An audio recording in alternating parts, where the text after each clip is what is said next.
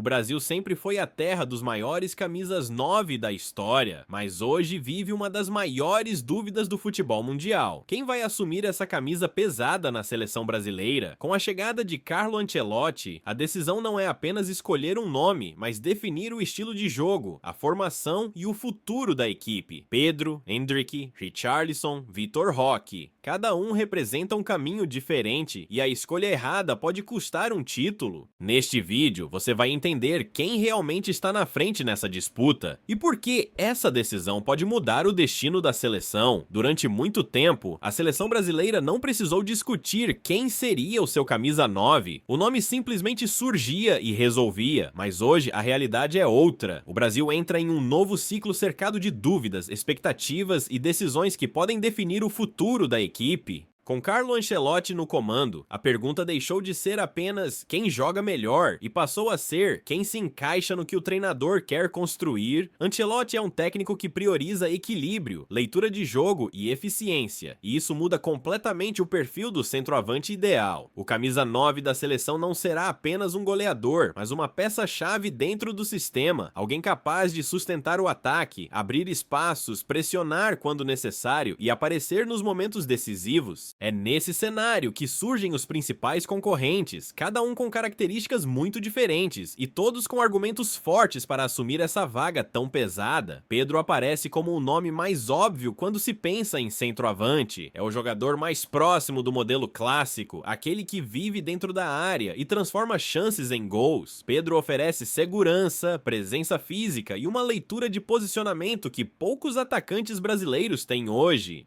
Ele não precisa de muitas oportunidades para decidir um jogo, e isso pesa em torneios curtos, onde cada detalhe faz diferença. Ao mesmo tempo, existe a dúvida sobre sua mobilidade e intensidade sem a bola, algo que Ancelotti valoriza muito em seus times. Um Brasil com Pedro tende a ser mais organizado, mais paciente, com pontas agressivos levando a bola até a área e um meio-campo capaz de controlar o ritmo do jogo. É um caminho seguro, mas que exige um coletivo muito bem ajustado para funcionar em alto nível contra seleções mais intensas. Richarlison surge como um nome que divide opiniões, mas agrada treinadores. Mesmo vivendo altos e baixos em clubes, ele costuma crescer com a camisa da seleção. Sua entrega é inquestionável. Richarlison pressiona, briga, incomoda zagueiros e participa do jogo mesmo quando não está marcando gols. Ele não é um centroavante refinado tecnicamente, mas oferece algo que muitos não oferecem: intensidade constante e espírito competitivo. Em um time de Ancelotti, Richarlison pode ser fundamental para equilibrar o sistema, principalmente em jogos grandes, onde o Brasil precisa competir fisicamente e emocionalmente. Com ele, a seleção ganha mobilidade, agressividade e capacidade de atacar espaços, mas perde um pouco em frieza na finalização, algo que sempre gera discussão entre torcedores. Endrick representa o futuro batendo a porta. Poucos jogadores tão jovens carregaram tanta expectativa nos últimos anos. Ele combina força física, explosão, personalidade e uma frieza impressionante para decidir jogos. Endrick não sente o peso do palco e isso chama a atenção. Ao mesmo tempo, ainda é um jogador em formação, aprendendo a escolher melhor as jogadas, a lidar com defesas mais experientes e com a pressão constante. Ancelotti conhece muito bem processos de amadurecimento e pode ser o técnico ideal para lapidar Endrick dentro da seleção. Um Brasil com Endrick tende a ser mais vertical, mais rápido, explorando transições e ataques diretos. É uma aposta de alto teto, mas que exige paciência e proteção coletiva para não sobrecarregar um jogador tão jovem. Vitor Roque aparece como o modelo mais próximo do centroavante moderno europeu. Ele une intensidade, velocidade e agressividade, com bola e sem bola. Vitor Roque ataca a profundidade, pressiona zagueiros e participa ativamente da construção ofensiva. É o tipo de jogador que facilita o jogo dos pontas e do meio-campo, abrindo espaços e puxando marcações. Ainda busca afirmação definitiva no mais alto nível, mas seu perfil encaixa muito bem na ideia de futebol que Ancelotti costuma aplicar em seus times mais recentes. Com ele, a seleção pode jogar de forma mais dinâmica, explorando transições rápidas e movimentações constantes no ataque, algo que pode ser decisivo contra defesas bem organizadas. A disputa pelo camisa 9 da seleção não é simples e não será resolvida rapidamente. Cada escolha representa um estilo de jogo, uma forma diferente de atacar e até uma identidade para o time. Ancelotti não costuma se prender a um único nome e pode alternar de acordo com o adversário, o momento e a competição.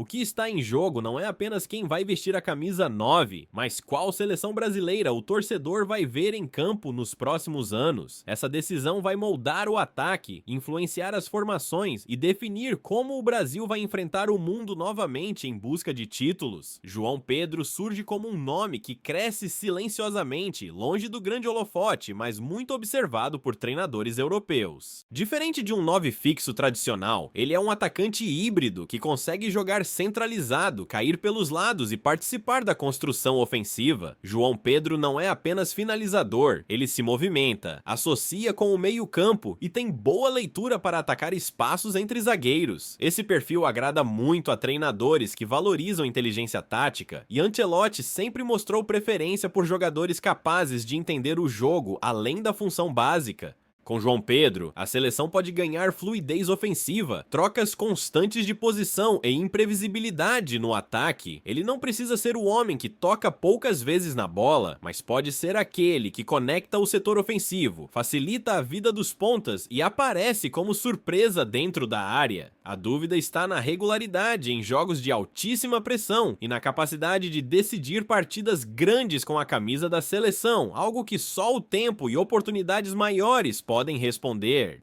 Igor Thiago representa um caminho diferente e para muitos inesperado. Ele é o tipo de centroavante físico, forte, dominante no jogo aéreo e extremamente difícil de ser marcado dentro da área. Igor Thiago oferece presença constante na área adversária, algo que o Brasil não tem com frequência atualmente. Em jogos onde a seleção enfrenta defesas muito fechadas, esse perfil pode ser decisivo. Ele não é um atacante de muita mobilidade ou refinamento técnico, mas compensa com imposição física, finalização em poucos toques e capacidade de vencer duelos contra zagueiros fortes. Ancelotti já trabalhou diversas vezes com atacantes desse estilo e sabe como potencializar suas virtudes. Um Brasil com Igor Thiago tende a ser mais direto, mais objetivo e perigoso em bolas paradas e cruzamentos, algo que pode se tornar uma arma importante em torneios curtos. A comparação entre João Pedro e Igor Thiago deixa claro como a disputa pelo camisa 9 vai além de nomes. São estilos completamente opostos. João Pedro oferece dinâmica, inteligência e jogo coletivo. Igor Thiago entrega força, presença diária e poder de decisão em situações específicas. Dependendo do adversário, do momento do jogo e até da competição, um pode ser mais útil que o outro. Ancelotti é conhecido por saber usar o elenco de forma estratégica e a seleção pode se beneficiar muito disso. Não é absurdo imaginar um Brasil que alterne seu centroavante conforme o plano de jogo, algo comum no futebol europeu, mas ainda pouco explorado na seleção. No fim das contas, o camisa 9 da seleção brasileira pode não ser um nome absoluto e incontestável como foi no passado. Pode ser uma função adaptável, moldada de acordo com a necessidade. João Pedro e Igor Thiago representam alternativas reais, que ampliam o leque de possibilidades e mostram que o problema não é falta de opções, mas excesso de caminhos diferentes. A grande missão de Ancelotti será entender qual desses perfis melhor se encaixa no momento certo.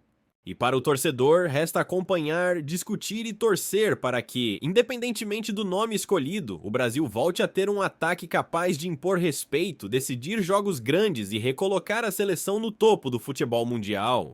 Na sua opinião, quem vai ser o 9 da seleção? Deixa seu like e se inscreva para mais conteúdo.